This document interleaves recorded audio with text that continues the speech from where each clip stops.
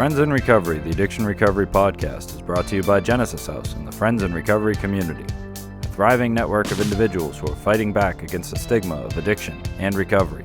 Join your hosts, the Podfather, Jersey Ed, Miss Meg, as they break the silence and speak up about the real issues of addiction, treatment, and recovery. Friends in Recovery, the Addiction Recovery Podcast, is available on Facebook, Podbean, iTunes, and YouTube, 24 hours a day, 7 days a week. Now, here are your Friends in Recovery. Hey, everybody. Welcome to Friends in Recovery Podcast.com. I am the Podfather Mike Miles, and I'm here with... What's up, guys? It's Miss Meg. There's Miss Meg. And Jersey Ed from the Quarantineville again. You look like you're in like a hospital tent. Are you okay? Well, guys, no, I put my sheet up and I don't know. I just wanted to make it like a studio. I might camp out here for good now. The truth is, his wife put him in the garage and put a sheet around him, and she won't let him back in the house. Over there. Tell whatever story you want, Jersey. You got me. Yeah.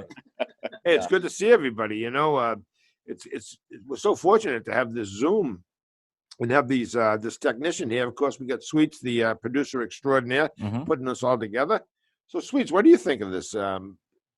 You're obviously got the capability to keep everybody together and make us all look pretty good as we can look anyway. Yeah. Well, I mean, I love doing this, obviously. I love podcasting, and I love getting you guys to connect, which I think that's what we're talking about here, is the ability to connect, right? But as far as the quarantine, you know, you and I were just talking before the show about the fact that you can look at it as a negative and all the things that you can't do. And, you know, to some people, I'm sure it's devastating, crippling financially and stuff like that. But the one thing I know it's done is it has forced connection in certain areas. Like we had your daughter on a previous show, and she was talking about that she's the children's assistant now. She's more involved, more connected, talking more. Right. And, you know, I think that's happened for a lot of parents. And for me, it's forced connections and it's forced me to slow down and focus on things that, I should probably be addressing anyway. Right. Yeah. Right. But, you know, I was always like, oh man, I just never have the time. I'm too busy. Right. And for some people, like, oh shit, it wasn't because I didn't have the time. I just didn't wanna. Right. And, I think I said this before. I'm trying to take advantage of this so that I come out of the quarantine better than I went in.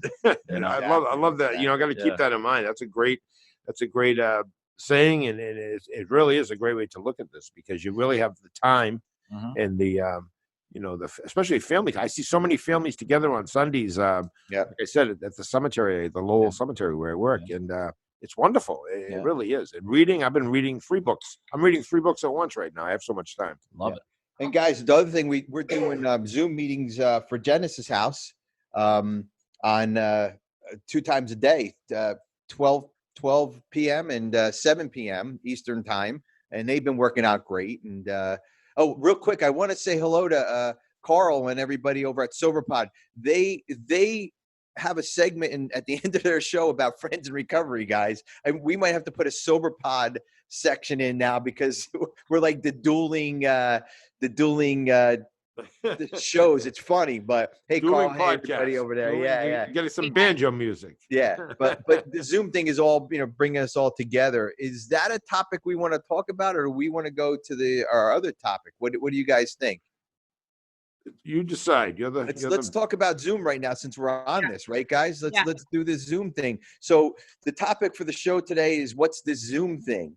And I think this is a good segue to kind of bring into it. We were going to talk about something different, but, our lives are consumed with Zoom right now. I work with, and like Podfather and Sweets, you were just talking, everybody's doing everything on Zoom, and it is bringing everybody closer, I believe. I mean, 100%. Yeah, right. I mean, we're all on Zoom right now. And so what is this Zoom thing? Sweets, what is Zoom?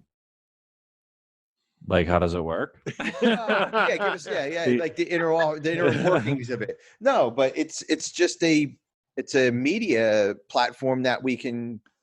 Well, I mean, a lot of. I mean, it's FaceTime, it's Skype, it's GoToMeeting, it's anything that provides you with video access. Zoom just happens to be a really common one. It's one that we used in my company for years before the pandemic, before the quarantine. So it's a great tool to, for kids to connect with schools. It's a great way for the AA, NA, recovery meetings, whatever they are, any recovery meeting to connect and to give people video access to something instead of calling in or using a chat service.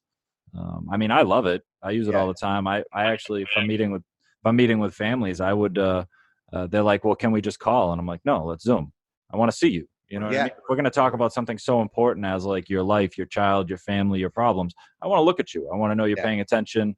And so this gives that connection above and beyond just a phone call. I love what you just said. You know, as a therapist, and I'm sure Miss Meg will agree, face-to-face is, you know, I've had people that just want to chat on the phone. And of course, I'm not that knowledgeable about Zoom, but I have a little bit of knowledge and enough to get by.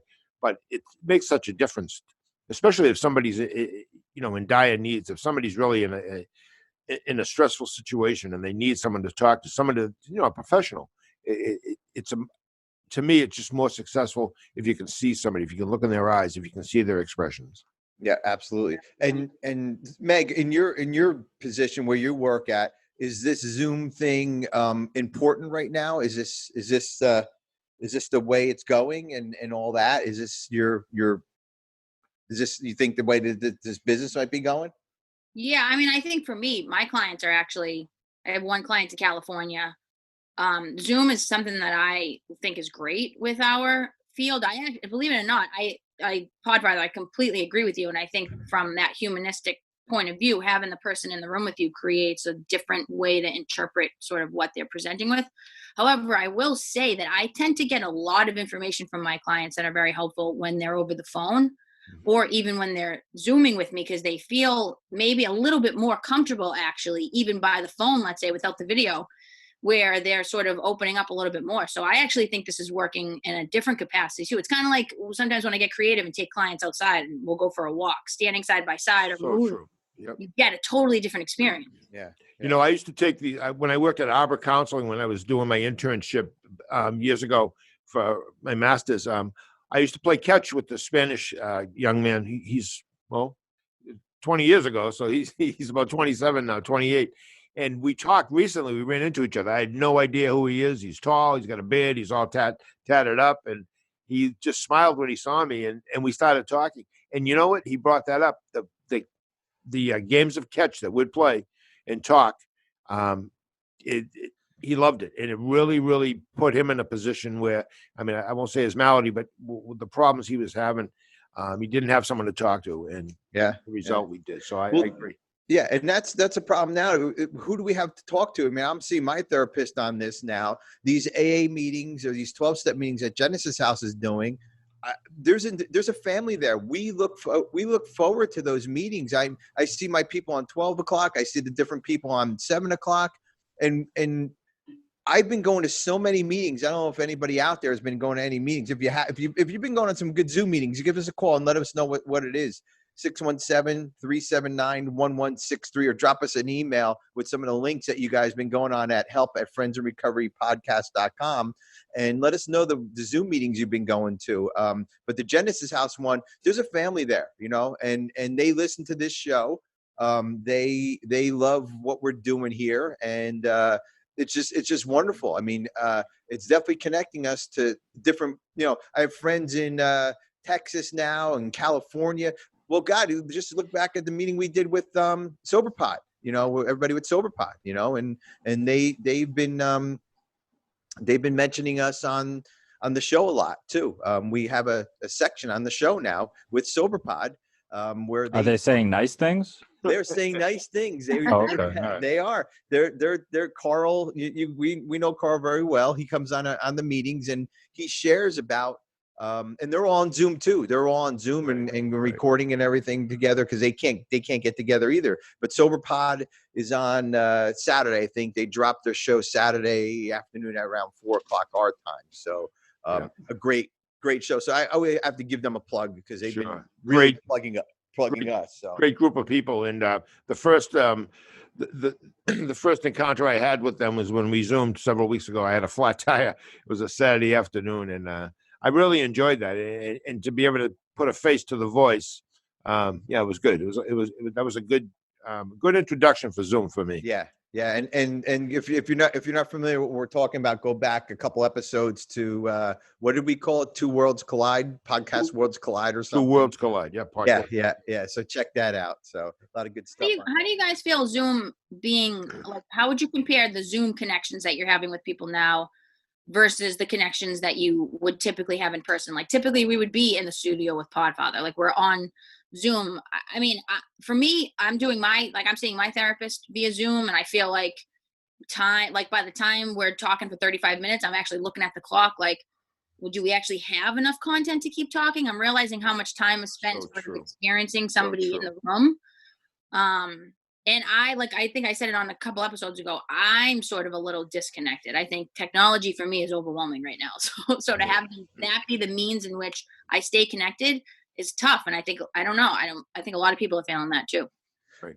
I have to agree with you, Meg, on the time thing, because when I was sitting my therapist the last couple of sessions, I kept scrolling up and seeing a time thing, like, what am I going to talk about? How am I going to talk? That's a little tough because I don't, it definitely is different when you're in there, but this is keeping us connected. And it's, it's my therapist is an hour and a half away.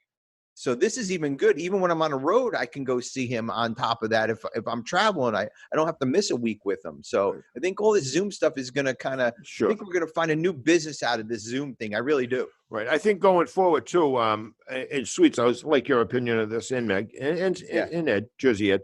I think going forward, I think insurance companies are going to look at this as a positive thing. And I think they're going to allow, because I've had a client for 17 years, believe it or not, who's agoraphobic, and who really has a hard time. His biggest problem is getting out of the house, is leaving the house. And we haven't Zoomed yet. He's not willing to do that, but we do talk on the phone now.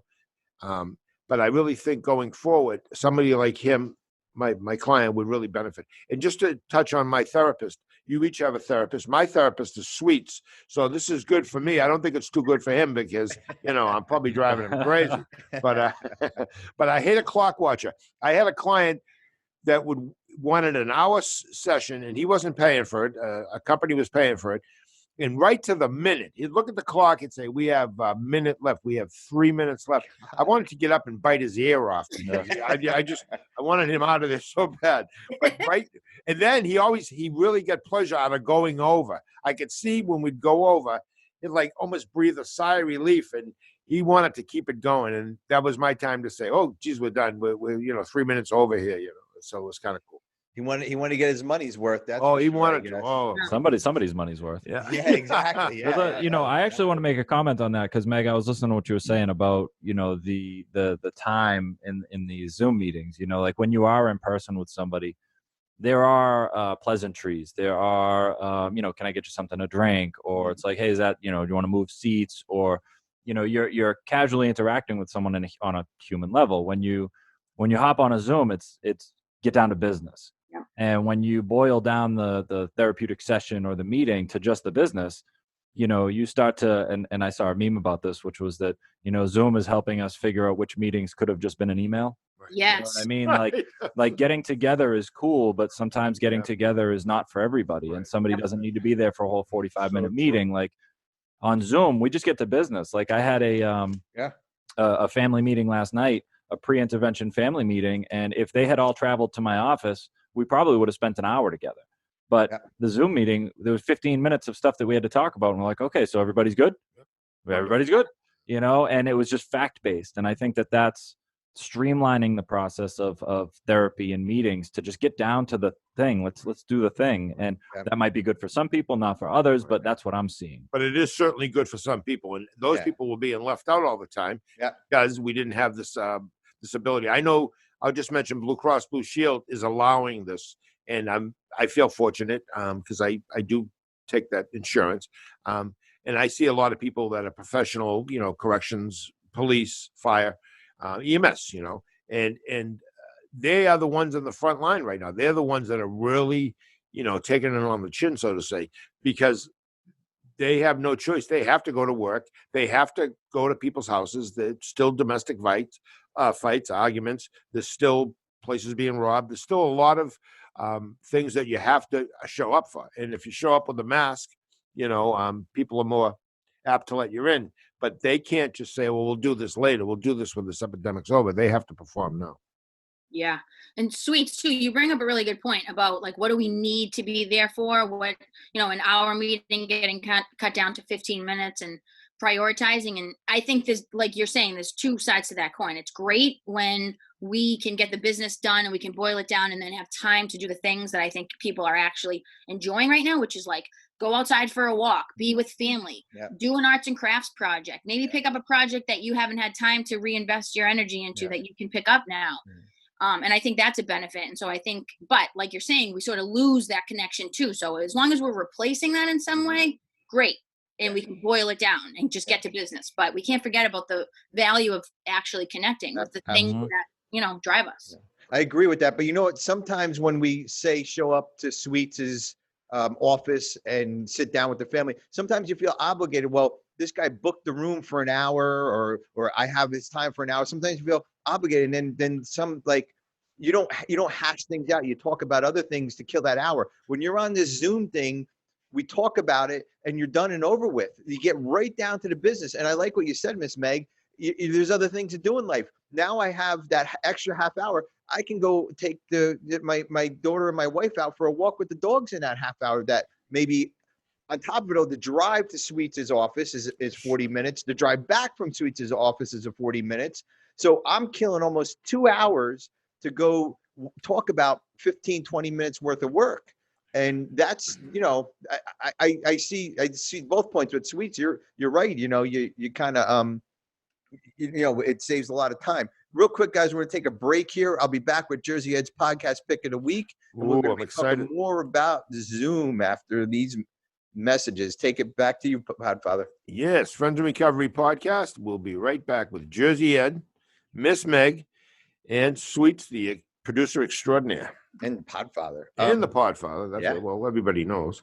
Yeah, everybody knows you. Since 1992, Genesis House has been helping real people heal from addiction on their private recovery campus in beautiful Palm Beach County, Florida. Their family-owned program is accredited by the Joint Commission and offers detox and dual diagnosis treatment in a comfortable and confidential setting. At Genesis House, they focus on treating the underlying causes of addiction. Their comprehensive approach includes psychiatric care, individual and small group therapy, trauma healing techniques, and holistic care including yoga, massage, and animal-assisted therapy. After treatment, their clients enjoy the lifelong support of a nationwide network of Genesis House alumni. Call Genesis House today at 1-800-737-0933 to speak with someone who understands. Visit them on the web at www.genesishouse.net. It's time to start your journey to a long and successful recovery. Welcome back to the Friends in Recovery Addiction Recovery podcast. We want to thank our sponsor, Genesis House, for supporting this show, along with individuals in recovery and the people that love them. Friends in Recovery Community of Support holds events across the country sponsored by Genesis House in Palm Springs, Florida, Marlton, New Jersey, Newtown, Connecticut, and Brooklyn Park, Minnesota. The Friends in Recovery Addiction Recovery podcast is powered by your likes, follows, subscribes, and shares. And please be sure to do us a favor and leave us a 5-star review. And now, here are your Friends in Recovery. Hey, everybody. Welcome back. Friends in Recovery podcast. I am the Podfather, Mike Miles, here with... What's up, guys? Miss Meg. Lovely Miss Meg. Miss Meg. And Jersey Ed, of course, from Quarantineville again. Yeah. What was you? I know. Just you. Stay right where you are. We don't mind this at all. Yeah, look, I got my microphone. I got my whole studio here. You never have to come back again. No, that's right. Sorry, guys, but I will be there. No, that's all right. Not in a bad way, but you just never have to, which means we'll always have the conversation of should you. That's right. Right? We're going to have a lawyer send you down some paperwork to sign. We love you, but stay there. Yes. So you guys will be feeding me everybody's still quarantined. Everybody's still quarantined. Just stay there. My neighborhood is not opened up yet. I don't know what to say, man. 2 years later, I'll be in here. Is it open yet, guys? No. All kinds of guests in the studio. Yeah. Just nobody from Jersey. That's right.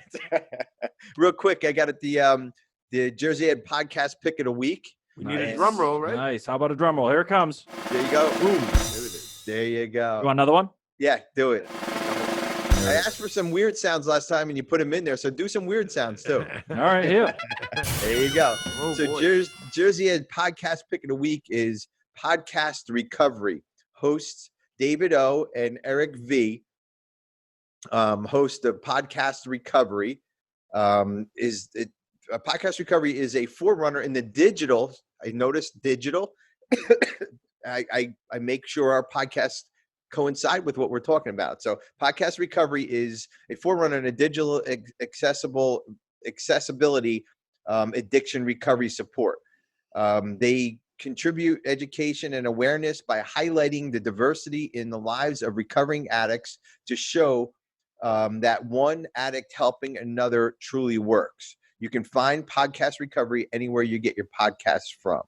And this kind of goes in tune with what we're talking about, that Zoom thing. What's that Zoom thing? And before the break, we were kind of just discussing, I guess, the good stuff that Zoom's bringing us together with, I don't remember what we were talking about. Can I jump in? Sure, Please, go ahead. Please. So you just made a comment about how one addict can help another addict, or one person in recovery can help another addict, and that was like, I really like that, because that's what recovery was all built on. One person helping another person. And then it was the groups of people showing that you could get well. And that's where the meetings came from. And that's what this is all about, is that, there's a story or an analogy about this person in a hole, right? I'm sure some of you have heard this before. And, this person's in a hole that they can't get out of. It's too deep. They can't climb out of it, and they're stuck. And, they're screaming for help. And somebody walks by, and it turns out that this person is a doctor. And the doctor says, well, what's going on? What are you feeling about being down there? Well, I'm feeling anxiety. I'm freaking out. I can't sleep while I'm down here. And so the doctor writes a couple prescriptions to help with the anxiety and help him sleep at night, and leaves. And another person walks by, and it's a priest. And he says, I'm stuck in this hole. I can't get out. And he says, all right, well, let's pray together, and we'll pray to get you out of this hole. And then the third person walks by and says, what's going on? He says, I need help getting out of this hole. And so the third person jumps into the hole with him. And he goes, what are you doing? Now we're both stuck. And he goes, well, I've been in this hole before, and I know how to get out. And I really like that, because that's what this whole thing boils down to, whether it's Zoom or phone or in person or whatever it is. Like, when we're talking about friends in recovery, when we're talking about how do we help each other, it's not, I've heard about that hole, I think I know how to get out of that hole. It's, I've been in that hole, and I know how I got out, and maybe it will work for you. And I was on the phone with somebody the other day, just a phone call, not a Zoom, but he called, he had relapsed. He's somebody I'm coaching, and he was like, I feel really bad. And we talked for about 45 minutes, just chatting, no real discussion about the relapse, because that wasn't really a relevant topic.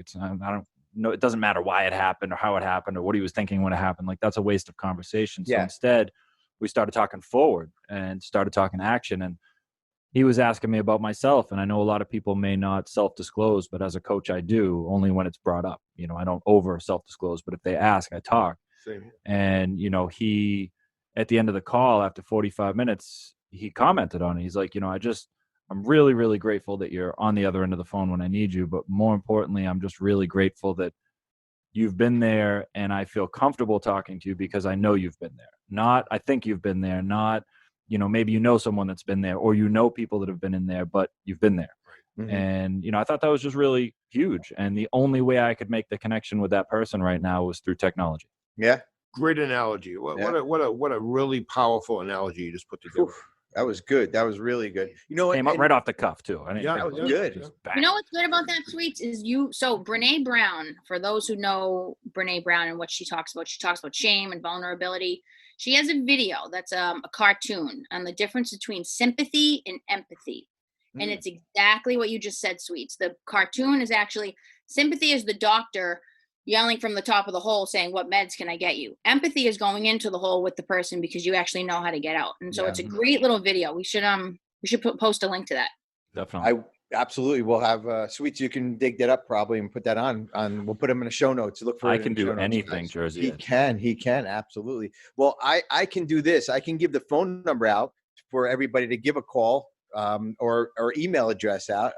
Our phone number is 379-1163. And our email address is help@friendsandrecoverypodcast.com. So if you're stuck in that hole, or if you want to, if you want a hand, where we've all been in that hole before, we've probably been so far down that hole, we never thought we were going to get out. So that hole that you think you're in, we were probably deeper in. Correct. We'll jump in that hole with you, and we will definitely help you out. So give us a call at any of those numbers, or drop us an email. And the other thing too, Sweets, and everybody in the studio, everybody here, one thing that that was brought up to me in one of the Genesis House meetings, the Friends and Recovery meetings that are that we do for Genesis House, was that I said something like, these Zoom things are like, Bill and Bob probably rolling over in their graves right now. And somebody stopped me and said, "Whoa, Ed, Bill and Bob were innovators way back when in the 30s. He said they would probably, if this existed back then, they would probably embrace this and probably make us run with it and encourage to do this, because think about what Bill and Bob did way back when. There was nothing like that going on. They were doing lobotomies. They were doing all kinds of crazy shit. But to sit and talk to another alcoholic, to help another person out, to jump in a fucking hole with another alcoholic, that was unheard of if you think about it. I don't want to be near that person. That person is crazy. No, we have a drug addiction. We have a alcohol problem. We are crazy, but